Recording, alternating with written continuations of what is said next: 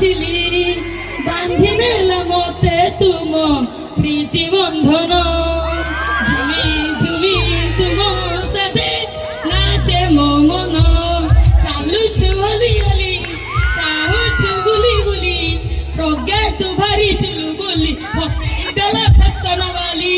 ଆଜ୍ଞା ଦର୍ଶକ ବନ୍ଧୁ ଜାଣିପାରୁଥିବେ ତ ମୁଁ କିଏ, ଆପଣ ଜାଣନ୍ତୁ କି ନ ଜାଣନ୍ତୁ ମୁଁ କହିଦଉଛି ମୁଁ ହଉଛି ସ୍ୱାତି। କଣ ପ୍ରଜ୍ଞା ମୋର ତ ଧୈର୍ଯ୍ୟ ହେଇନଥିବ ଯାହା ଜଣା ପଡୁଛି। ନା ନା ମୋର ତ ଧୈର୍ଯ୍ୟ ଅଛି, ହେଲେ ଆମ ଦର୍ଶକ ବନ୍ଧୁଙ୍କର ଧୈର୍ଯ୍ୟ ଅଛି ତ ଟିକେ ପଚାରି ବୁଝିଲା। ସମାନିକା ସୋନାଲି ମୋନାଲି ସାର୍ ମ୍ୟାଡମ ମା ମାଉସୀ ସମସ୍ତଙ୍କର ଧୈର୍ଯ୍ୟ ଅଛି ତ? ଯଦି ନାଇଁ ତ ତୁଠି ଧରିକି ଆଣ।